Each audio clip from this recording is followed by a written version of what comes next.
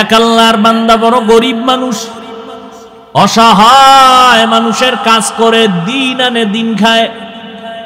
কাজ করলে ঘরের চুলায় আগুন জ্বলে, কাজ না করলে ঘরের চুলায় আগুন জ্বলে না। ওই আল্লাহর বান্দা প্রতিদিন কাজ করে সন্ধ্যাবেলা টাকা নিয়ে বাজারে যায়, কিছু বাজার করে ঘরে আসে, কোন রকম সংসার চালায়। আজ বাজারে গিয়ে একটা আওয়াজ শুনি, আমার আল্লাহর কালাম পাওয়া যায়, আল্লাহর কোরআন পাওয়া যায়। এটা যদি ঘরে রাইখা দেও, ঘরের মধ্যে অনেক বরকত হবে। জীবনে আল্লাহর কোরআন দেখে নাই, পড়ে নাই, কই পাওয়া যায় ভাই? আওয়াজ দিল কই? ওই লাইব্রেরির মধ্যে যাও, গেছে। আজ আল্লাহর বান্দা শখ শখ কেটে ঘরে রাখলে বরকত কথা, ঠিক আছে আজকে আর খানা খাবো না, এই আমার একটা কোরআন দাও, কয় টাকা? এত টাকা নাও, আজকের বাজার টাজার নিয়ে এক রাত না খাইলে কি হইব? লাইব্রেরিয়ান ব্যক্তি বলে দিছে, এই আল্লাহর বান্দা ঘরে রাখবা, তবে এটা নিচে রাখবা না, বিনা উজুতে ধরবা না। আল্লাহর বান্দা কোরআনটা লাইব্রেরি থেকে নিয়ে ডাইরেক্ট বাড়ি চলে গেল রাতের বেলা। বিবি আবার অপেক্ষায় আছে, বাজার করে আনবে, রান্না করবো, খাবো। আমি এখন ঘরের দরজায় গিয়ে যদি বলি কিছু আনতে পারি নাই, দেখে যদি তো মেজাজ গরম হবে। আগের থেকে সিগন্যাল দিছে, এই ম্যাডাম বাঁকা টাকা হইও না, আজকে কিন্তু খাওন দাও না, নিন একটা বরকত নিয়ে এসে। মহিলারা তো বরকতের আরো পাগল। কি বরকত? বলে আল্লাহর কালাম। ঘরের মধ্যে গিয়া বলে এটা বিনা ওযুতে ধরা যাবে না, নিচু জায়গায় রাখা যাবে না, ঘরের মধ্যে এটা রাখতে পারলে অনেক বরকত হবে। তাই এমন একটা জিনিস যেটা দেখলে সওয়াব, পড়লে সওয়াব, ধরলে সওয়াব, জিডার আওয়াজটা কানের মধ্যে লাগলেও সওয়াব, দিলটা শান্ত হয়ে যায়। সারাদিন আবু জাহাল নবীরে গালি দেয়, আর রাতের আধারে গোপনে গিয়া আমার নবীর জবান মুবারকের তেলাওয়াত গোপনে গোপনে শুনে। আল্লাহর কালাম ঘরের মধ্যে নিয়া স্ত্রী বলে, ভালো একটা জিনিস আনছো,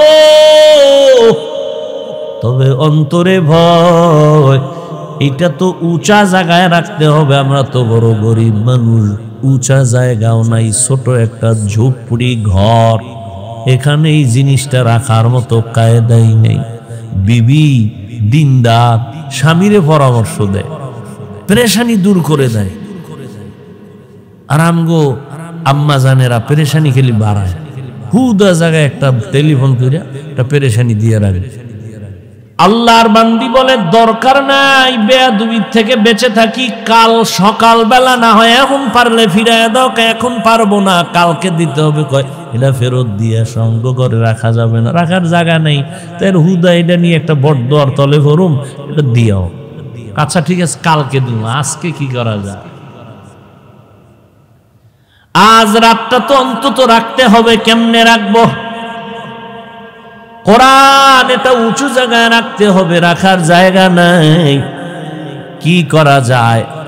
আল্লাহর বান্দি, ঈমানওয়ালা বান্দি, দ্বীনের মুহাব্বতওয়ালা বান্দি ডাক দিয়া কয়, স্বামী আমার, আমি একটা পরামর্শ দেই, দেখেন হয়নি কি? অর্ধরাত্র আমি মাথায় নিয়ে কোরআনটা দাঁড়ায় থাকবো, আপনি ঘুম যাবেন, বাকি অর্ধরাত আমি একটু বিশ্রাম করব, আপনি মাথায় নিয়ে দাঁড়ায় দাঁড়ায় কোরআন পাহারা দিবে। স্বামী বেচারা ডাক দিয়ে কয়, আল্লাহর শুকর, তুমি যেহেতু রাজি হয়ে গেছো, অর্ধরাত্র আজকে না ঘুমাইলে কি হবে, আমি কোরআন মাথায় নিয়ে দাঁড়ায় থাকব। দুইজনেই সিদ্ধান্তে এক হইয়া টাইম ভাগ করে অর্ধরাত আল্লাহর বান্দা মাথায় কোরআন নিয়ে দাঁড়ায় আছেন, বাকি অর্ধরাত স্ত্রী মাথায় কোরআন নিয়ে দাঁড়ায় আছে। ফজরের আজান হয়ে গেছে, একজন একজন ওযু বানাইয়া যায় নামাজে নামাজ পড়লেন, নামাজের পরে বলে, এটারে ফেরত দিয়ে আসো, বেয়াদবি হবে, আল্লাহ বেজার হয়ে যাবে। স্বামী বলে যে আনলাম কষ্ট করে টাইনা দিয়ামু, ভিতরে কি একটু দেখি। এটা খুলে টুলে দেখলাম না কি ভিতরে। একই যায় নামাজে দুইজন বইয়া এবার দেখতেছে, খুলতেছে পৃষ্ঠা, উল্টায় উল্টায় উল্টায় আঙ্গুল টানে আঙ্গুল টানে আঙ্গুল টানে দনোজন। মাওলা পাকের বড় কুদরত, মুহূর্তের মধ্যে শুরু থেকে শেষ পর্যন্ত আঙ্গুল টেনে টেনে টেনে টেনে লাইনে লাইনে পুরা কোরআনটা পৃষ্ঠা উল্টানো শেষ। এই মিয়া, আমরা এক খতম দিতে বেহুশ হয়ে যাওয়া লাগে। কোরআন এক খতম দিতে কত সময়। সাহাবায়ে কেরাম 3 দিনে এক খতম করেছেন। তামিমে দারি রাদিয়াল্লাহু আনহু প্রতি রাত 300 রাকাত নফল নামাজ পড়েছেন, ফরজের বাহিরে 300 রাকাত। সুবহানাল্লাহ তো কইছেন, বাসায় একটু হিসাব করেন দিয়ে এটা কেমনে সম্ভব? সুবহানাল্লাহ তো বলছেন, হিসাব করেন বাসায় বইয়া শুইয়া শুইয়া 300 রাকাত, কেমনে সম্ভব? আল্লাহ কয় আমি আল্লাহর কুদরতের দ্বারা সম্ভব। সময়ের মধ্যে আমি বরকত দেই। সময়ের বরকত এটা ধরা যায় না, বুঝার জিনিস, অনুভব করার জিনিস। এটা ক্যালকুলেটর কম্পিউটারে হিসাব মিলবে না। দনজন আল্লাহর কোরআন আঙ্গুল দিয়ে টানলেন। এইবার বলে, ও বিবি কিছু বুঝছো নি? তুমি শুনবানি। এইবার আল্লাহর বান্দি এই কথা বলায় স্বামী আশ্চর্য হয়ে গেল। কি শুনাবা তুমি? শুনো। এবার আল্লাহর বান্দি মুহাব্বতের সাথে শুনাইতেছে কোরআন তেলাওয়াত করে। আমার মাওলা কোরআনের নূর তাদের সিনার মধ্যে ঢুকায় দিয়েছে। সিনায় কোরআন মুখস্থ হয়ে গেছে। দুইজনে কোরআন মুখস্থ করে ফেলছেন। এটা মাওলা পাকের কুদরত। এটা বান্দার বিবেকের বাইরের কাজ। যতই ঘুরাইয়া চেষ্টা করবেন কাজ হবে না, কারণ আমগো মেমোরির জিবি ওই পরিমাণ নাই যে আল্লাহর কুদরতের মধ্যে গবেষণা করে কিছু বুঝবো। আল্লাহ যেটা বুঝার সুযোগ দিবেন বুঝবো। অতিরঞ্জিত করলে মেমোরি হ্যাং হয়ে যাবে। ঠিক নাকি? 2 GB মেমোরি ওয়ালায় যদি বলে 8 GBর মধ্যে যা আছে এটার ভিতরে ঢুকা, মেমোরি হ্যাং হবে, পিসি হ্যাং হবে, মনিটর হ্যাং হবে, গোষ্ঠী শুদ্ধা হ্যাং। আল্লাহর কালাম দা হাত দিয়া দিয়া লাইনে টানছে। ও যুবক, ও পর্দার আড়ালের আম্মা জানেরা, ও বৃদ্ধ বাবাজি, মাওলার কোরআনের বয়ান শুনতেছেন। শুনতে শুনতে শুনতে শুনতে বয়স বুড়া হয়ে গেলেন, দাড়ি পেকে গেল, মরণের ভাব। রমাজানুল মোবারকে তারাবির নামাজ পড়েন, খতম পড়েন, কোরআন শুনেন, কপাল বড় খারাপ। একটা দিনও খুইলা দেখলেন না মাওলার কোরআনের ভেতরে কি। কপাল বড় খারাপ। সেই ছোটবেলার থেকে কোরআন কোরআন শুনতেছেন, বয়ান শুনতেছেন, কোরআন তেলাওয়াত একটা দিন দেখলেন না যে দেহি তো ভিতরে কি আছে। এত সুন্দর কিতাব যেটা এত বরকত, এত সওয়াব, দেখলে সওয়াব, শুনলে সওয়াব, পড়লে সওয়াব, ধরলে সওয়াব। একদল আল্লাহর বান্দা টুপিওয়ালারা বলে কোরআনের অর্থ না জেনে পড়লে লাভ নাই। এরা ধোঁকাবাজ, এরা বাতিল। বরং রমজানে পড়বেন আরো বেশি সওয়াব। রমজানে আল্লাহর সেই পবিত্র কালাম মহাগ্রন্থ আল কুরআন, কি মহিমা এ মাসেই হয়েছে তার আগমন। আল্লাহর সেই পবিত্র কালাম মহাগ্রন্থ আল কুরআন, কি মহিমা এ মাসেই হয়েছে তারা আগমন। এক নেকে শতুর রহমান, দেন ফরজ নফল ফরজ সমান। রহমত বরকত নাজাতের মাস, জ্বালাও আমলের বাতি। ভুলবো না ভোলা যায় নাকি মাহে রমজানের স্মৃতি। ভুলবো না ভোলা যায় নাকি মাহে রমজানের স্মৃতি। এ মাসের কত ফজিলত জানো কি মুসলিম জাতি।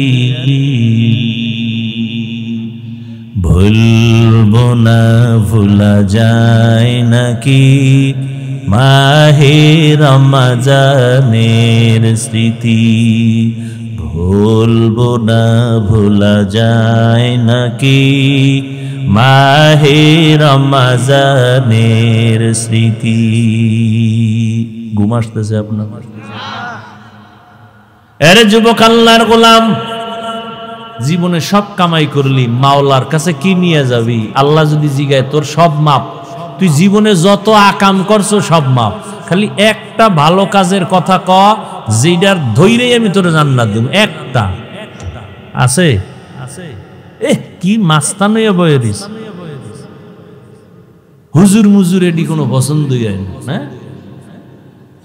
একটা আমল যদি আল্লাহ জিজ্ঞেস করে, বান্দা বল একটা আমল দেখা, হাদিসে পাকে নবী বলেন কিচ্ছু নেই। বান্দার আল্লাহ দেখবে, দেখ বান্দার নামটা নবীদের সাথে মিল আছে। যদি দেখে নামটা আব্দুর রহমান, নামটা হলো আব্দুল করিম, নামটা হলো রহিমা খাতুন, আয়েশা খাতুন, খাদিজা খাতুন, নামটা সুন্দর, নবীদের সাথে কোরআনের সাথে মিল, রাসূলের সহি হাদিস, আল্লাহ শেষবারে বলবে এই নামের বরকতে যাও, আমি তোমারে জান্নাত দিয়া দিলাম।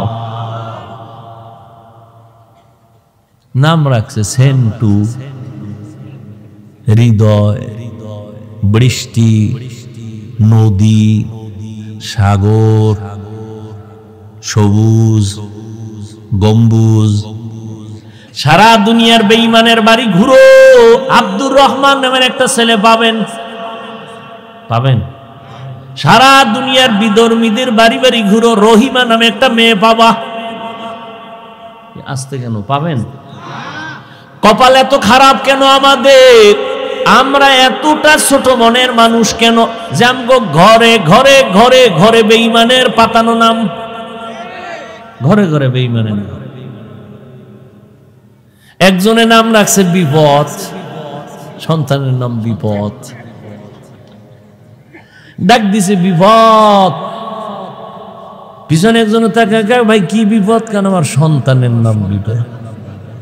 আমার তো ভাই মহা বিপদ শুরু হয়ে গেছে। আহা, قال النبي صلى الله عليه وآله وسلم من ولد له ولد فليحسن اسمه وأدبه فإذا بلغ فليزوجه فإن بلغ ولم يزوج فأصاب اسما فإنما اسمه على أبيه। এই মা বাবা, সন্তান দুনিয়াতে আসার পরে তোমার দায়িত্ব সন্তানের ডান কানে আযান দাও, বাম কানে ইকামত দাও। 7 দিনের দিন চুল ফালাও, সুন্দর একটা নাম রাখো, আকিকা করায়া দাও। এরপরে আল্লাহর দ্বীনের শিক্ষা দিয়া সন্তানটারে আদর্শ ডাক্তার বানাও, আদর্শ ইঞ্জিনিয়ার বানাও, আদর্শ প্রফেসর বানাও, আদর্শ একজন গবেষক বানায়া দাও। বেয়াদব বানাইও না। নবীর আদর্শ দিয়াই বান্দাটারে তুমি ডাক্তার বানায়া দাও। আর তাসলিমের মতো যদি ডাক্তার হয়, জুতার বাড়ি ছাড়া উপায় নাই। আদর্শের ডাক্তার বানাও। কয় আদর্শ পাবো কই? বলে পৃথিবীর মধ্যে শ্রেষ্ঠ আদর্শ হলো রহমাতুল লিল আলামিনের আদর্শ। আমার নবীর আদর্শ কেমন? নবী মাত্র 13 বছরের ব্যবধানে মক্কার খারাপ চরিত্রহীন মানুষগুলোকে দামি মানুষ বানায় ফেললেন। নবী একটা বেতের বাড়িও দিলেন না, নবী একটা মিথ্যা কথা বললেন না। কেমন মায়ার নবী আমার! নবী একটা গালিও দিলেন না। হাজার হাজার হাজার গালি আসছে, নবী একটা গালির জবাবও দিলেন না। আরো আশ্চর্য খবর, আমার নবী কখনো জীবনে চক্ষু গরম করে কারো দিকে তাকান নাই।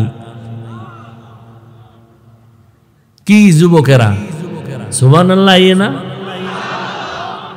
ওগো নবীর উম্মতেরা, হয়ে আজি দিশাহারা,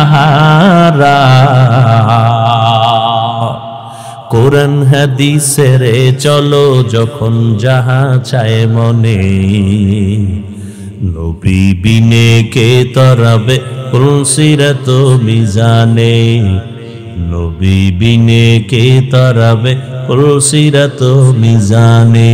চলো চলো চলো মুমিন চলো নবীর সন্ধানে, নবী বিনে কে তরাবে পুলসিরাত মিজানে, নবী বিনে কে তরাবে পুলসিরাত মিজানে। খারাপ লাগেনি? এই গান গাইলে আমি পারি না গাইতে।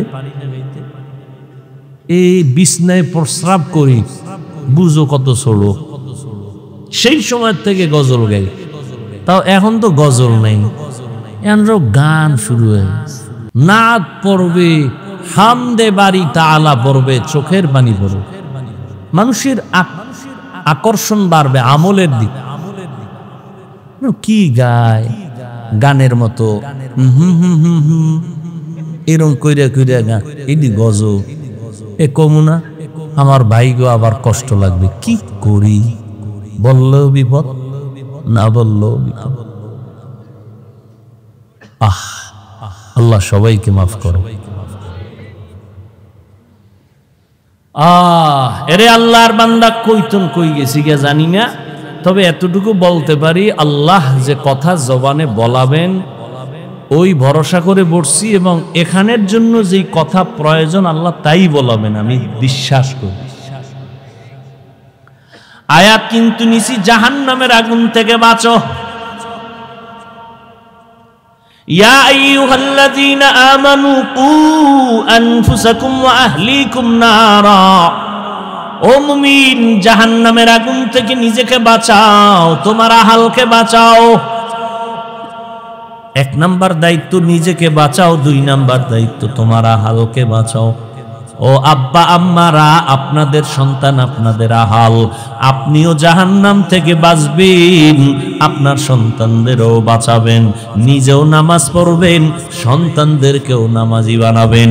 নিজেও কোরআন শিখবেন, পড়বেন, সন্তানদেরকেও কোরআন শিখাবেন, পড়াবেন। নিজেও হালাল খাবেন, সন্তানদেরকেও হালাল খাওয়াবেন। খবরদার, নিজেও সুদ খাবেন না, নিষ্পাপ সন্তানগুলোকে সুদের টাকা খাওয়াইয়া পবিত্র রক্তটারে নাপাক বানাবেন না। কত বড় কুলাঙ্গা, নিজে হারাম খায়, যাইনা শুইনা খাক, মরার পরে ভিডাভিডি যাওয়া হবে, কিন্তু তোমার ঘরের মা, তোমার ঘরের বাচ্চাটার কি দোষ? ও রক্ত তো পবিত্র, ওকে কেন হারাম টাকা খাওয়ায় রক্ত নষ্ট করলা? নিজেকে জাহান্নাম থেকে বাঁচাও, তোমার আহালকে বাঁচাও। ও স্বামী, নিজেকে জাহান্নাম থেকে আগে বাঁচাও, তোমার আহাল তোমার স্ত্রীকে জাহান্নাম থেকে বাঁচাও। নিজেও টেলিভিশন দেখবা না, স্ত্রীকেও দেখার থেকে ফিরানোর চেষ্টা করো। নিজেও নামাজ পড়েন, স্ত্রীটাকেও নামাজি বানাবেন, কারণ গাছ ভালো হবে, সফল ভালো হবে। আম্মা জানের আদর্শ যদি ভালো হয় সন্তান ভালো হবে। এই দুনিয়াতে যত ভালো ভালো সন্তান আছে সব হলো মা বাবার অবদান, মায়ের আদর্শের কারণে। মায়ের আদর্শ ভালো তো সন্তান ভালো। যেই গাবি ভালো ওই গাবির দুধ বেশি হয়। আপনারা গাবি কিনতে যান দুধ পান করার জন্য, আগে জিগায় মায়ের দুধ কয় কেজি হইতো, কয় 20। তাহলে বাচ্চাটার অন্তত 15 কেজি হতে পারে, ঠিক নেই? একটা গাবি কিনতে গিয়া মায়ের খবর নিলেন, একটা বিবাহের পাত্র দেখতে গিয়া পাত্রীর কাছে জিগাইলেন না এর মা পর্দা করেনি, এর মা কোরআন পড়তে জানেনি। কারণ মা যদি কোরআন পড়নেওয়ালা হয়, পর্দা করে, মেয়েটাও পর্দা করার মধ্যে আসতে পারে, ফায়দা হবে, কোরআন পড়লে লাভ হবে।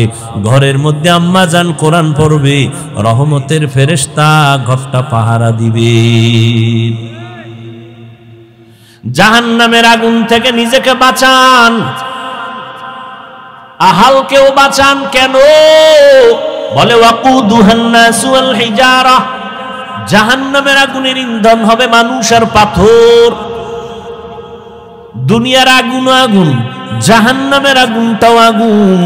দুনিয়ার আগুনের দ্বারা মানুষের উপকার হয়, মাঝে মাঝে ক্ষতিও হয়, কিন্তু জাহান্নামের আগুন সব সময় ক্ষতি আর ক্ষতি আর ক্ষতি। দুনিয়ার আগুন নরম, জাহান্নামের আগুন বড় হাত। দুনিয়ার আগুন হাতে লাগলে হাত জ্বলে, পাও জ্বলবে না। জাহান্নামের আগুন যে কোনো জায়গায় শরীরে লাগবে, কলিজাটা পর্যন্ত ভুনা হয়ে যাবে। দুনিয়ার আগুন জ্বালাইতে নরম জিনিস লাগে, খের কুটা কেরোসিন। জাহান্নামের আগুন এত ভয়ঙ্কর, আল্লাহ বলেন এই জাহান্নামের আগুন প্রজ্বলিত করতে আমি প্রথম শক্ত জিনিস ব্যবহার করব। আর ওই শক্ত কি ব্যবহার করব জানুনি মানুষ?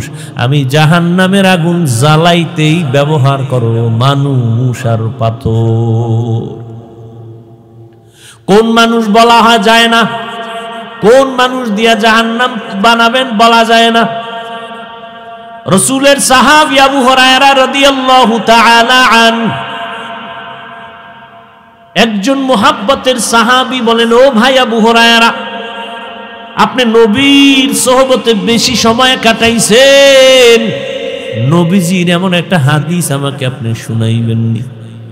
আবু হুরায়রা রাদিয়াল্লাহু তাআলা আনহু বলেন, ঠিক আছে আসেন আমি শুনাবো। একটা নির্জন জায়গায় বসছে, দুইজনে বই আবু হুরায়রা বলেন, ও ভাই, ওই হাদিসটা আমি আপনাকে আজকে শোনাবো যেই হাদিস আমাকে নবী শুনাইছেন।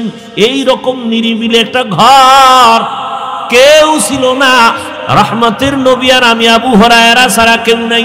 এ কথা কইয়া একটা চিৎকার দিয়ে বেহুশ হয়ে পড়ে গেছে। আবু হুরায়রা রাদিয়াল্লাহু আনহু হুশে আসছেন। হুশে আসার পরে আবার বলতেছেন, ভাইজান আমি ওই হাদিসটা আপনাকে শোনাবো যেই হাদিস আমাকে নবী মুহাব্বত লাগায় শুনাইছেন। এমন একটা নির্জন জায়গা যেখানে নবী আর আমি আবু হুরায়রা ছাড়া কেউ ছিল না। আবু হুরায়রা এই কথা বইলা আবার একটা চিৎকার মেরে বেহুশ হয়ে গেছে। আবার হুশে আইসা আবার বলেন, ওই হাদিসটা শোনাবো যেই হাদিসটা নবী আমাকে একা একা শুনাইছেন। আবার বেহুশ। এইভাবে কয়বার বেহুশ? কয়বার? চতুর্থবারে কয়, ভাই শুনেন, মায়ার নবী হাদিস আমাকে শুনাইছেন, কিয়ামতের ময়দান কায়েম হয়ে যাবে। আবু হুরায়রা কাঁদেন আর বলেন, নবীজিও কান্না করে হাদিসটা শুনাইছেন। কিয়ামতের ময়দান কায়েম হয়ে যাবে। ময়দানটা সমতল, এই জমিনটাই হবে কিয়ামতের মাঠ। এই যে আমরা জমিনে বসে আছি এটাই কিয়ামতের মাঠ। কিচ্ছু থাকবে না, পুরা জমিনটা সমতল হয়ে যাবে। আল্লাহ পাক মানুষগুলোকে উঠাবেন, সব মানুষ দাঁড়াবে, নারী পুরুষ সব একেবারে উলঙ্গ। সূর্যটা নিচে নেমে আসবে, সূর্যর তাপ জমিনে দেওয়া হবে। অপর দিকে জাহান্নামের আওয়াজ, ওদিকে আমার আল্লাহ রাগান্বিত আওয়াজ দিয়ে বলবেন, লিমানিল মুলকুল ইয়াউম, লিল্লাহিল ওয়াহিদিল কাহ্হার। হাসরের ময়দানটা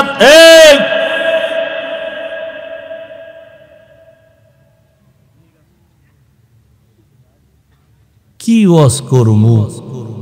মাদ্রাসা চালানের টাকা টোকাও থাকলে ওয়াজ মজ একেবারে বাদই দিয়ে দিতাম। আপনারা কি এখানে খাইতে এসেছেন? আচ্ছা, বাদাম খাইলে কি পেট ভরবে? কি শুরু হইল?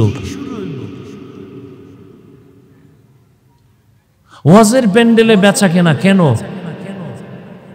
কিছু আল্লাহর বান্দা আছে এতটা মূর্খ, এতটা দুর্বল অন্তর ঈমান, ওয়াজে একটা বেলুন কিনতে কিনতে বাড়ি যায়, বেলুন কেলে মাছের ছবি কিনে, এখানে হইতেছে জান্নাতের বাগান সওয়াব, আর ওদিকে মার্কেটে হইতেছে ডাইরেক্ট স্পষ্ট তাজা কবিরা গুনাহ, নারী পুরুষ সমানে করতেছে।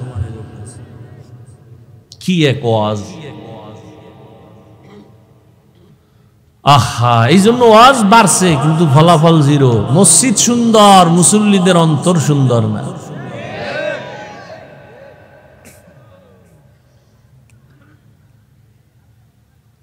কি একটা মজার কথাটা ঘুরাইয়া শেষ করবো, এর মধ্যে একটা ভেজাল শুরু করে। একটা লোক যদি অন্য মনস্ক থাকে তো এই বয়ানে কি, আমি শুনেন, বয়ান কোনো বক্তার ক্রেডিটে বয়ান হয় না, এটা মনে রাখবেন আজীবন। বক্তার বাহাদুরি খুব এলেমলা, আল্লাহর কসম, বক্তার বাহাদুরি দিয়া বয়ান হয় না। যত বড় পিশাব হোক আর যত বড় কামেল অলি হোক, বয়ান হয় এই শ্রোতাদের কলবের আকর্ষণে।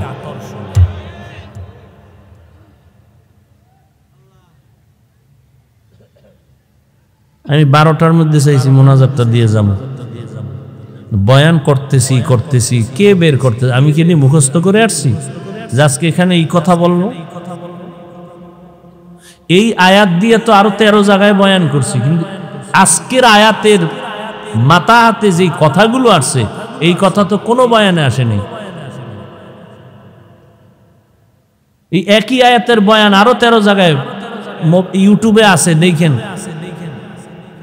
একই আয়াতের বয়ান করছি, এক এক জায়গায় এক এক রকম বয়ান। বক্তার বাহাদুরিতে না, ময়দানের শ্রোতাদের কলবের আকর্ষণে বয়ান হয়। অনেক জায়গায় কয় না, বয়ানটা অন্য জায়গায় কেমন সুন্দর করে, আমাদের জায়গায় ভালো হইল না। আপনাকে দিলের অবস্থা ভালো ছিল না।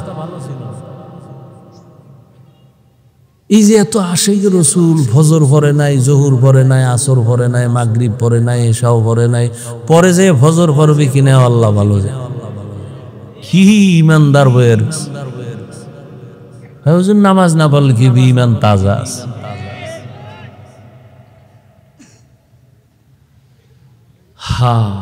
আবু হুরায়রা রাদিয়াল্লাহু তাআলা আনহু কান্না করলেন আর বললেন, কিয়ামতের মাঠ কায়েম হয়ে যাবে, আল্লাহ পাক রব্বুল আলামিন কাহ্হারিয়াতের আওয়াজ দিবেন, হাসরের ময়দানের মানুষগুলো পাগল, সব উলঙ্গ। আম্মা জান আয়েশা রাদিয়াল্লাহু আনহা কয়, নবী লজ্জা করবে না? নবী বলেন, হাসরের মাঠ এমন ভয়ঙ্কর, কান্না করে করে মানুষ পাগলের মতো হয়ে যাবে, কেউ কারো দিকে তাকানোর সুযোগ হবে না। এমন ভয়ঙ্কর হাসরের মাঠ। আমার মায়ার নবী কান্না করেন, হাসরের মাঠের হালাতের কথা ভেবে ভেবে কাঁদতেছেন। এত এলেম, এত আমল, এত তাকওয়া, আবু বকর, ওমর, ওসমান জান্নাতের টিকিট পাইয়া তারাও কাঁদতেছেন, আল্লাহর আদালতে কেমনে দাঁড়াবো? আবু হুরায়রা বলেন, আল্লাহ আদালত কায়েম করবেন, 3 জন মানুষকে আল্লাহ ডাকবেন, 3টা ব্যক্তিকে ডাকবেন, পিওর মানুষ, দুনিয়ার সমস্ত চোখ বলে 3 জন বিনা হিসাবে জান্নাতি। খুব খেয়াল করেন, আবু হুরায়রা বলতেছেন, নবী ওই হাদিসটা শুনাইছেন, কিয়ামতে আল্লাহ 3 জন ব্যক্তিকে ডাকবেন, দুনিয়ার চোখ বলে ওই 3টা মানুষ বিনা হিসাবে জান্নাতি। কারা বলে? দুনিয়ার দুনিয়ার চক্ষু দেখে বলবে তিনজন কি? আবু হুরায়রা বলেন ওই তিনটা মানুষ জান্নাতি আল্লাহ ডাকবেন। প্রথম ব্যক্তিকে ডাকবেন, তিনি হবেন যুদ্ধের ময়দানে গলা কাটা শহীদ। আর একজন ডাকবেন, তিনি বড় হুজুর মাওলানা। আর একজন ডাকবেন, যিনি কোটি কোটি টাকা দান করে মাদ্রাসা মসজিদ করেছে। আপনাদের চোখ কি বলে? এরা জাহান্নামী। সবাই বলে এরা জান্নাতি। আবু হুরায়রা রাদিয়াল্লাহু আনহু কাঁদেন আর বলেন, নবী বলতেছেন ওই শহীদকে আল্লাহ জিজ্ঞাসা করবেন, এই শহীদ তুমি যুদ্ধের ময়দানে গলা কাটছো কেন বলো? শহীদ বলবে, আল্লাহ তোমার দ্বীনের জন্য আমি গলা কেটে দিলাম বেঈমানের মোকাবেলায়। কত মানুষে জানে তুমি দ্বীনের জন্য করছো, মানুষে তো উপরেরটা জানে, আমি তো ভিতরের কলবেরটা জানি। আমি আল্লাহ জানি তুমি তো আল্লাহর দ্বীনের জন্য করো নাই, তুমি করছো তোমারে সবাই বীর মুজাহিদ বলবে, তোমাকে উপাধি দেবে তুমি বীর যোদ্ধা, তুমি বীর পুরুষ, তুমি এই নিয়তে আসছো ময়দানে। আমি তো জানি তোমার অন্তরের হালাত। তখন বান্দা ভয়। আবু হুরায়রা বলেন, নবী বলতেছেন আমার আল্লাহ রাগান্বিত হয়ে বলবেন, এই জাহান্নামের ফেরেশতা, এই নাফরমানের ধর, জাহান্নামের শিকল দিয়া বাঁধো। যুদ্ধের ময়দানে গলা কাটা শহীদ, আল্লাহ বলবে কে জাহান্নামের শিকল লাগাইয়া জাহান্নামের দিকে নিয়ে যাও। আল্লাহর অর্ডার হবে, জাহান্নামের শিকল লাগাইয়া জাহান্নামের দিকে নিয়ে যাওয়া হবে। এরপরে আল্লাহ ডাকবেন, এই মাওলানা সাহেব দাঁড়াও, আমি আল্লাহ তোমাকে ব্রেন দিয়েছি, তুমি অনেক কোরআন হাদিসের জ্ঞান অর্জন করে কি করেছো বলো? বলবে, আল্লাহ আমি তোমার দ্বীনের দাওয়াত দিয়েছি, কোরআন হাদিস শিখা মানুষের বয়ান করেছি। কেন কেন?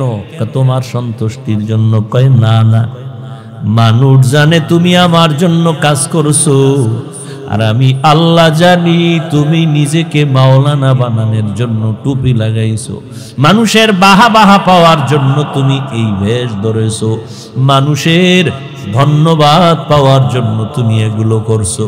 আমি আল্লাহ জানি তোমার অন্তরের হালাত। তোমারে মাঝে মাঝে মুক্তি সাপ না বললে কষ্ট পাইতা, মাওলানা না বললে কষ্ট পাইতা। এগুলো তো দুনিয়ার জন্য, তুমি দুনিয়া কামাই করার জন্য এলেম শিখছো, দুনিয়ায় পেয়ে গেছো, আমার কাছে কিছু নাই। আল্লাহ বলবে, জাহান্নামের ফেরেশতা, এই মাওলানাকে তৈরা জাহান্নামের শিকল লাগাও, জাহান্নামের দিকে নিয়ে যাও। সর্বশেষ আল্লাহ পাক দানবীর টাকাওয়ালাকে ডাকবেন, ও দানবীর টাকাওয়ালা, আমি আল্লাহ তোমাকে গরিবী হালাতের থেকে তোমারে ধনী বানাইছি, বলো টাকা পয়সা কি করেছো? দানবীর বলবেন, হে মালিক, তোমার দিন জিন্দার জন্য মাদ্রাসা বানাইছি, মসজিদ বানায় দিছি। আল্লাহকে এটা মানুষ জানে, কিন্তু আমি তোমার অন্তরের খবর জানি। তুমি মানুষের ধন্যবাদ পাওয়ার জন্য দান করেছো। তোমার নামটা বড় কইরা না বললে মনে কষ্ট পাইতা, কেউ জানে না, আমি জানি। তোমার নামে আলহাজ না লেখলে কষ্ট পাইতা, কেউ জানে না, আমি জানি।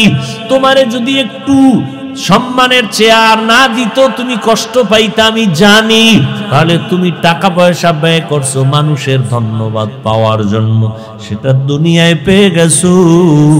আজ আমি মাওলার আদালতে তোমার কিছুই নাই। আল্লাহ বলবে, জাহান্নামের ফেরেশতারা, একে ধর, জাহান্নামের শিকল লাগাই একে জাহান্নামের দিকে নিয়ে যাও। ও আল্লাহর বান্দারা, আমি যে কথাটা বুঝাবার জন্য ঘটনাটা টানলাম, আবু হুরায়রা কান্না করে শুনাইছেন। ও আল্লাহর বান্দা, গলা কাটা শহীদের যদি এমন অবস্থা হয়, একজন দ্বীনের দায়ী মাওলানা সাহেবের যদি কিয়ামতের ময়দানে এমন হালাত হয়, একজন মসজিদ মাদ্রাসা দ্বীনের পথে দান করনেওয়ালার যদি এমন অবস্থা হয়, একটু চিন্তা করবেন আপনার আমার উপায় কি হবে সেই দিন। আজকে মনে হয় আমার মতো মাওলানা আপনারা কত সম্মানে আমাকে বসাইছেন, কিন্তু গুনার দিকে তাকায় দেখি মনে হয় এই মাঠে আমার মতো গুনাহগার আর একজনও নাই। আমার গুনার খবর আপনারাও জানেন না, আমার আব্বা আম্মা কেউ জানে না। আমার হাতের দিকে তাকাইলে মনে হয় হাত পাপের কারণে নাপাক, গুনার কারণে আমার জিহ্বা নাপাক। এই জিহ্বা দ্বারা কত গীবত করলাম, শিকায়াত করলাম, কত মানুষের নামে কত অপবাদ দিলাম। এই হাতের দ্বারা কত গুনাহ করলাম, চোখের দ্বারা কত গুনাহ করেছি। ও যুবক বাবারা, পাও দুইটা ধইরা বলে গেলাম, যদি বলো হাফিজ ভাই নিচে নাইমা পাও ধরেন, আমি তোমার পাও নিচে নাইমা ধরি। বলো বাবা, দরওয়াজা জানালা আটকাইয়া সারাটা রাত মোবাইলের দিকে তাকাইয়া কবিরা গুনাহ করলা। আমার মাওলায় যদি তোমারে অন্ধ বানাইতেন, বলো তুমি কেমনে রাতের বেলা মোবাইলে কবিরা গুনাহ দেখতা? এখনো কি তওবা করবা না? কয়দিন আর তুমি বাঁচবারে বাবা? তাকায় দেখো গাড়ির নিচে তোমার মতো যুবকের লাশ, পানির ভেতরে তোমার মতো যুবকের লাশ, ঘরের বিছানায় ঘুমের বিছানায় তোমার মতো যুবকের লাশ। ও আল্লাহর বান্দা, তুমি স্কুলে পড়ো, কলেজে পড়ো, চাকরি করো, বাধা নাই, নামাজটা ছাড়িও না রে বাবা। তোমার মতো যুবক স্কুল কলেজে পড়ে, নামাজ ছাড়ে না, তুমি কেন পারো না রে বাবা? তোমার মতো বান্দা রাস্তায় গাড়ি চালায়, নামাজ ছাড়ে না, তুমি কেন পারো না? তোমার মতো যুবক ব্যবসা করে, চাকরি করে, নামাজ ছাড়ে না, তুমি কেন পারো না? তোমার মতো যুবক কৃষি কাজ করে, নামাজ পড়ে, তোমার মতো বান্দা র্যাব আর্মি পুলিশ বিডিআরের চাকরি করে, ডাক্তার প্রফেসর ইঞ্জিনিয়ার, নামাজ ছাড়ে না, তুমি কেন পারো না রে বাবা? আমার মাওলার কোরআনটা কি মিথ্যা মনে করেছো? আমার নবীর কথাগুলো কি মিথ্যা মনে করেছো রে বাবা? একজন দুইজন তিনজনে বললে হয়তো সন্দেহ করতে পারো এ কথাটা মিথ্যা, কিন্তু আখিরাতের কথা, গুনাহগারের জাহান্নামের বয়ান তো লক্ষ লক্ষ নবীরা বললেন, লক্ষ লক্ষ সাহাবায়ে কেরাম একই বয়ান করলেন, কোটি কোটি কোটি কোটি উলামায়ে কেরাম আল্লাহওয়ালারা একই বয়ান করে কবরে গেলেন। তাবলীগওয়ালারাও বলে গুনাহ ছাড়ো, নেক আমল করো। পীর সাহেবরাও বলে গুনাহ ছাড়ো, নেক আমল করো। আল্লাহওয়ালারা সবাই বলে গুনাহ ছাড়ো, নেক আমল করো। উলামায়ে কেরাম বলে গুনাহ ছাড়ো, নেক আমল করো। ও যুবক, আজকে আমিও যদি তোমার মতো প্যান্ট শার্টটাই লাগায় রাস্তায় ঘুরতাম, দাড়ি কেটে, কেউ আমারে বাধা দিত না রে বাবা। এই টুপির কারণে মাথা গরম লাগে তাও জানি, দাড়ির কারণে যৌবনের ভাব চলে যায় তাও বুঝি, লম্বা জামা গায়ে পরার কারণে শরীরটা গরম লাগে, আটকা আটকা লাগে তাও বুঝি, শীতের মধ্যে ঠান্ডা পানি দিয়া ওযু বানাইয়া ফজরের নামাজ পড়তে অনেক কষ্ট তাও বুঝি। এই টুপিদারির কারণে আলেমরা অনেক গালি শুনছেন, ফাঁসি হয়েছে তাও জানি। এরপরও এখনো শুনি কত মানুষ, তোমরা তোমাদের মতো কত বান্দার আমগো গালি দাও, পাঁচকুল্লি বলে গালি দাও, চরমনাইরে গালি দাও, তাবলীগওয়ালাদের বিরুদ্ধে বলো, দেওবন্দীদের গালি দাও, জানি শুনি, তারপরও কোনো জবাব দেই না বাবা। এরপরও কেন টুপি ফালাই না, নামাজ ছাড়ি না, দাড়ি কাটি না? একমাত্র কারণ আমার কবরে আমি যাব, তুমি যাবা না। আমার কবরে আমার এই জামা কাপড় বেলেট দিয়ে আমার আপনজন কেটে কেটে রেখে দিবে। আমার বিদায় বেলা 3টা সাদা কাফন, ওই কবরে 3টা প্রশ্ন তোমাকেও করা হবে, আমাকেও করা হবে। রবের পরিচয় দাও, ধর্মের পরিচয় দাও, রাহমাতুল লিল আলামিনের পরিচয় দাও। ও বাবা, ওই কবরে যাইয়া আমি হুজুর জবাব দিতে পারবো এই কোনো গ্যারান্টি নাই রে বাবা। এই কারণেই তো আবু বকর সিদ্দিক রাদিয়াল্লাহু তাআলা আনহু সারা রাত কান্না করলেন নামাজে, ওমরে ফারুক কান্না করলেন জীবনভর, আল্লাহর কাছে আমি কেমনে দাঁড়াবো। উসমান রাদিয়াল্লাহু তাআলা আনহু কান্না করলেন, কবরে আমার কি উপায় হবে।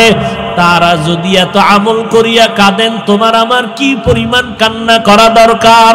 হেদায়াতের মালিক আমার আল্লাহ, এখনো তওবা কি করবা না রে বাবা?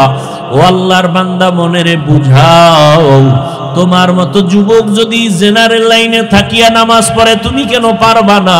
ও পর্দার আড়ালের আম্মা জানেরা, আপনারা নবীদের মা, সাহাবায়ে কেরামদের মায়ের মতো মা, আপনারা হাফেজে কোরআনের মায়ের মতো মা।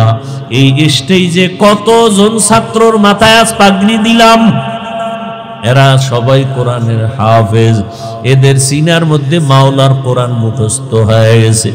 কিয়ামতের ময়দানে আল্লাহ এদের ডাকবেন আর বলবে, রে গোলাম, দুনিয়াতে কোরআন তেলাওয়াত করছো, তোর আর দুনিয়াওয়ালারা শুনছে, আজকে তুই পড়বি, আমি মাওলা তোর তেলাওয়াত শুনবো, আমার সামনে তেলাওয়াত কর।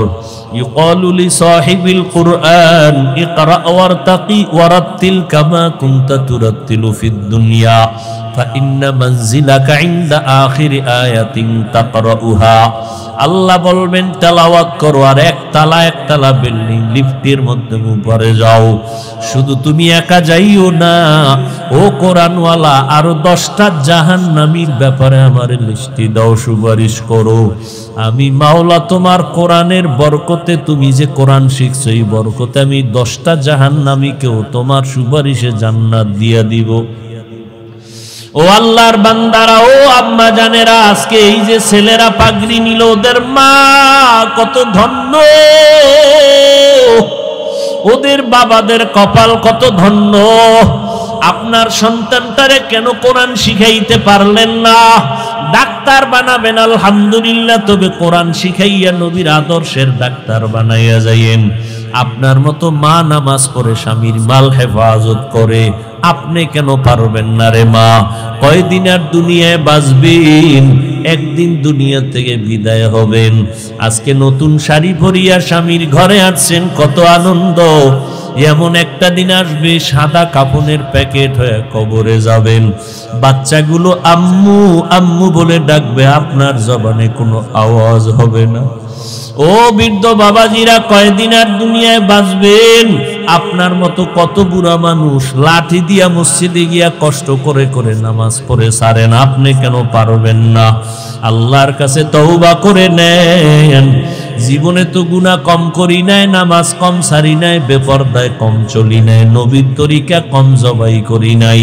আজকে থেকে আর নবীর তরিকা সারবা না, দাড়ি কাটবা না, বেপরদায় চলবা না, মা বাবার দোয়া নিয়ে চলবা, উলামায়ে কেরামের পরামর্শ নিয়ে চলবা, নবীর সুন্নাত অনুযায়ী চলবা। এমন নিয়ত যদি কারো অন্তরে থাকে তওবা করার জন্য, মুনাফিকি যদি অন্তরে না থাকে, যাদের অন্তর তৈরি হয়ে আছে তওবার নিয়তে, আমি বলবো ভাইজানেরা, আমার মাওলার মোহাব্বতে তওবার নিয়ত যদি থাকে, দুটো হাত আমার আল্লাহকে দেখায় দেন। আয় আল্লাহ, হাতগুলো কবুল করে নেন, তওবা কবুল করে নেন। আয় আল্লাহ, মরণ পর্যন্ত নবীজির আদর্শ নিয়ে চলার তৌফিক দান করেন। মা বাবার দোয়া নিয়া, উলামায়ে কেরামের পরামর্শ নিয়ে আদবের সাথে চলার তৌফিক দান করেন, আমিন।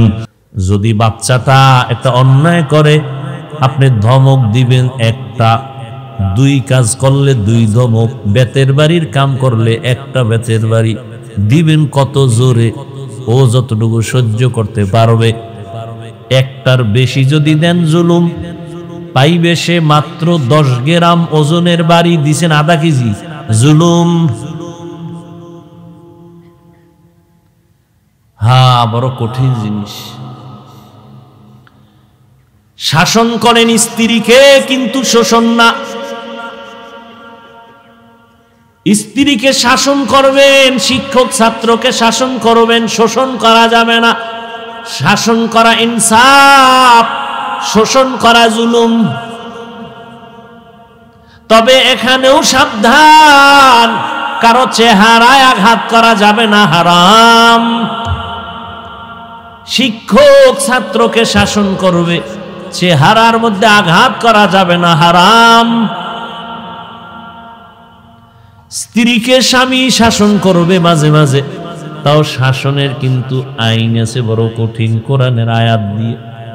প্রথম তার জন্য মাওলার কাছে দোয়া করো, হে মালিক আমার হাতে করা ছাত্র ঠিক মতো আদব নাই, আদব দাও, জেহেন নাই, জেহেন দাও, আদবালা বানাও, পড়াইতেছি পড়া মনে রাখতে পারে না, তুমি শক্তি দাও।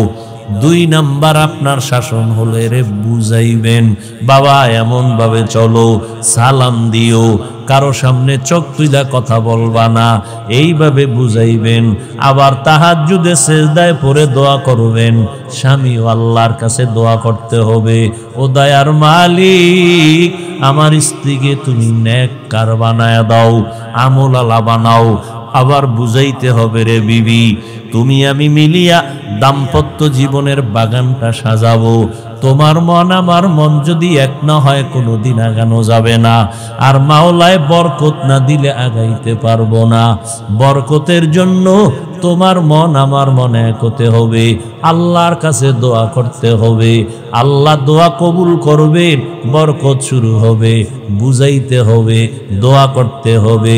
এরপরেও যদি বাঁকা থাকে তারপরে হলো 3 নাম্বার পদ্ধতি। এত সোজা?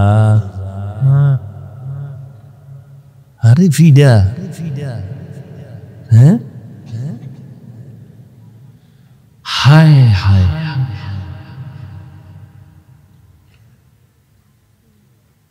আল্লাহ আমাদেরকে মাফ করে দেন। আমরা যারা এরকম অনেক অনেক আল্লাহ ধরলে উপায় আসেনি, আল্লাহ আমাদেরকে মাফ করে দেন। কথা দ্বারা জুলুম, হাতের দ্বারা জুলুম। হাত বলবে আল্লাহ তোমার বান্দা, এই উঠেন কেন, আমিও কিন্তু উঠবো, মাথা ব্যথা করে। আচ্ছা যাও, আল্লাহ সুস্থ করে দেন।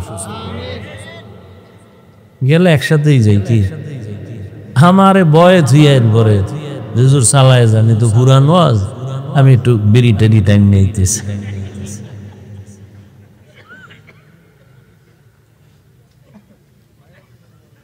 টের পান না তো কত কষ্ট আমাদের। 4 ঘন্টা ঘুমাইছি আজকে। সারা পৃথিবীর চিকিৎসা বিজ্ঞানীর একমত একটা মানুষের কমপক্ষে 6 ঘন্টা ঘুমাতে হয়। তাও ঘুমাইছি ফজরের পর, সাহারি খাইয়া এরপরে ঘুমাইছি ফজর পইরা। উঠা মাদ্রাসায়, আবার এদিকে দৌড়, এইভাবে প্রতিদিন 12 মাস। আর সব থেকে শরীরের জন্য উপকারী ঘুম হলো রাতের মধ্যাংশের ঘুম। শেষ রাতেরও ঘুম না, প্রথম রাতেরও না, মধ্যাংশের ঘুম। আঙ্গু কপালে নেই। তো মাঝে মাঝে অনেকে জিজ্ঞাসা, হুজুর কেমনে চলেন? এমনকি আল্লাহ মনে হয় আমগো বানানোর সময় ওই সিস্টেম করে বানাইছে। আর কি করার, নাইলে এত চিল্লে চিল্লি, ওই এক জায়গায় চিল্লেই এখন এখানে, কালকে জহুর করে বয়ান মাগুরা, এরপরে ভেড়া মারা কুষ্টিয়া। এটা কেমনে সম্ভব? 12 মাস টাইম মতো ঘুম নাই, খাওয়ান নাই, নাকে মুখে 2টা দিয়ে দৌড়। 2 রাকাত এশা পড়ছি, বিতির রয়েছে, বাসায় গিয়ে পড়ব মাওলায় যদি কবুল করে। তো এই যে দৌড়ের উপরে আছি 12 মাস, একটা মানুষের ঘুম না হইলে আর কথার ব্যালেন্স থাকে না, চলাফেরার ব্যালেন্স থাকে না। কি এক রাত ঘুম বাদ দিয়ে যদি রিক্সা লয়ে রাস্তায় নামে, ও রাস্তার সাইডে ভরতে আর দেরি লাগবে না। মাওলার রহমত আর কিছুই।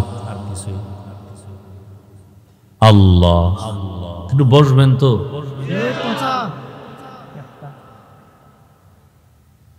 হাত আল্লাহর সামনে বলবে, হে মালিক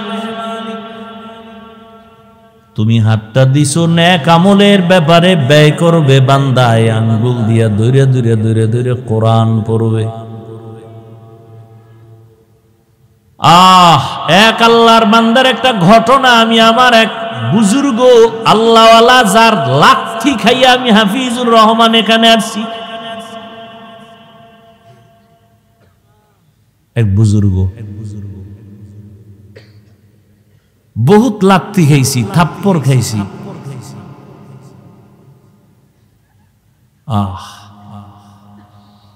তার জবানে ঘটনা শুনছি। এটা বললাম কেন? ছিদ্রান্বেষণকারীরা তো বয়ে রয়েছে, কইবে এটা কোন কোরআনের ঘটনা কইল? আল্লাহ, এক আল্লাহর বান্দা বড় গরিব মানুষ, অসহায় মানুষের কাজ করে দিন আনে দিন খায়। কাজ করলে ঘরের চুলায় আগুন জ্বলে, কাজ না করলে ঘরের চুলায় আগুন জ্বলে না।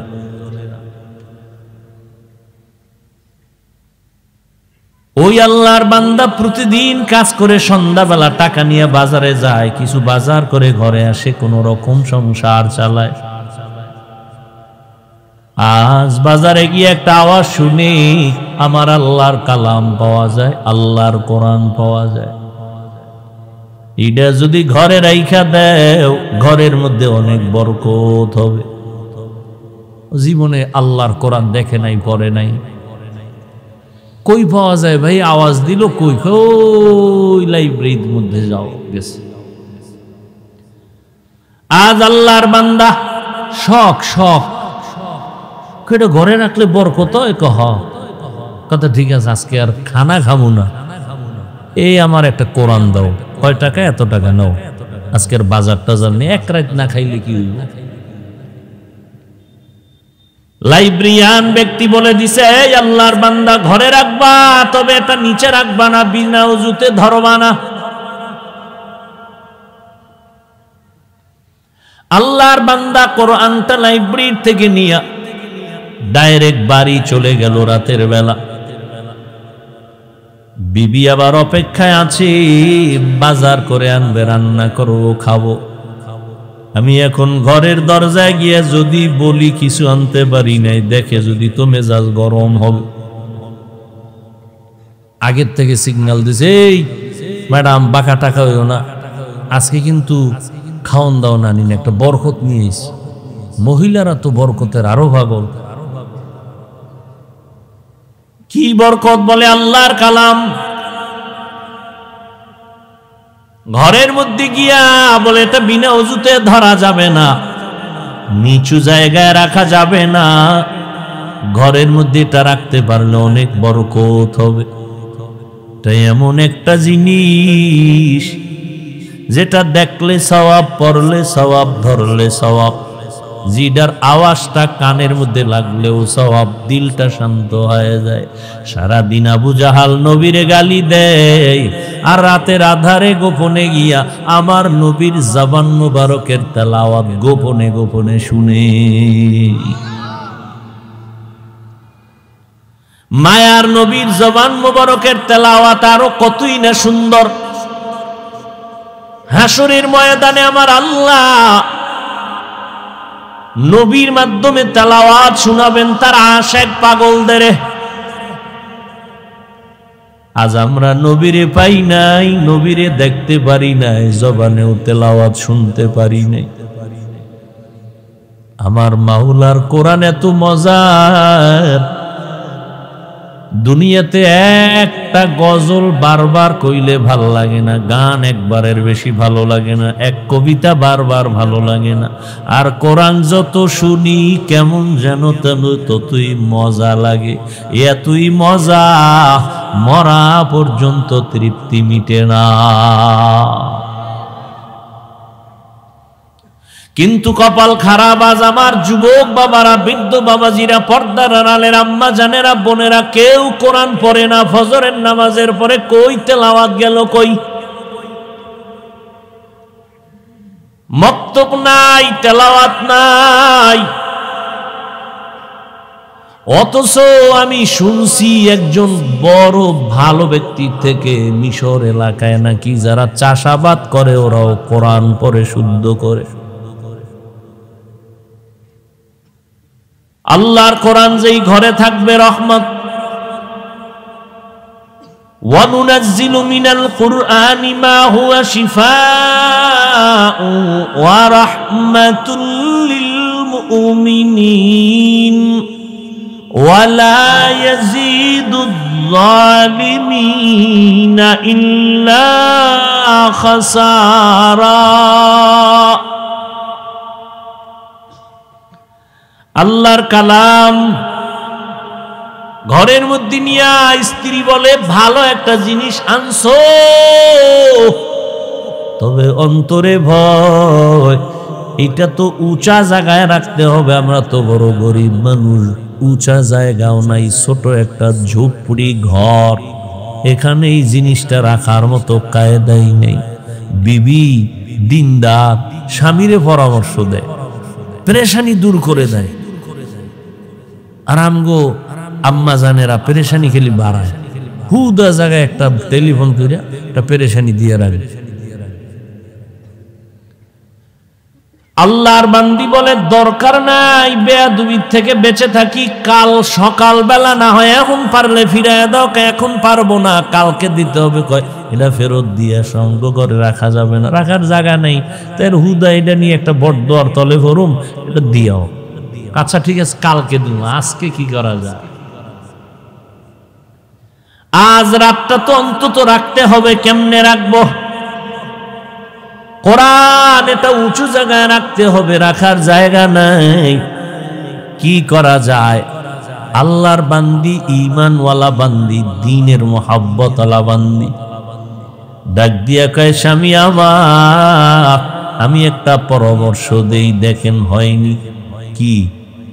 অর্ধরাত্র আমি মাথায় নিয়ে কোরআনটা দাঁড়ায় থাকবো, আপনি ঘুম যাবেন, বাকি অর্ধরাত আমি একটু বিশ্রাম করব, আপনি মাথায় নিয়ে দাঁড়ায় দাঁড়ায় কোরআন পাহারা দিবে।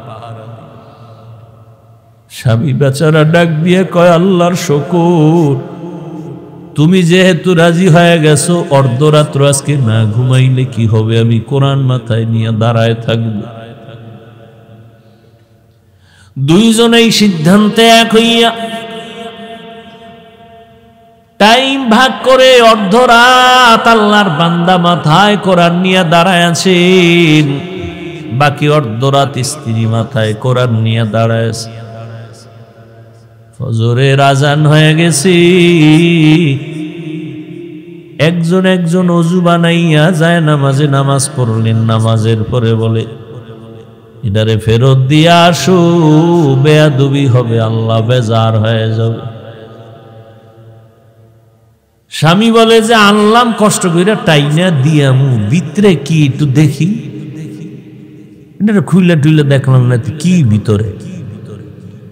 একই যায় নামাজে দুইজন বইয়া এবার দেখতেছে, খুলতেছে পৃষ্ঠা, উল্টায় উল্টায় উল্টায় আঙ্গুল টানে আঙ্গুল টানে আঙ্গুল টানে দোনোজন।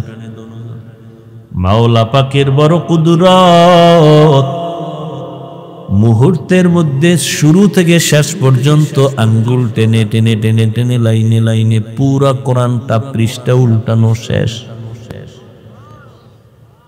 এই মিয়া, আমরা এক খতম দিতে বেহুশ হয়ে যাওয়া লাগে, কোরআন এক খতম দিতে কত সময়।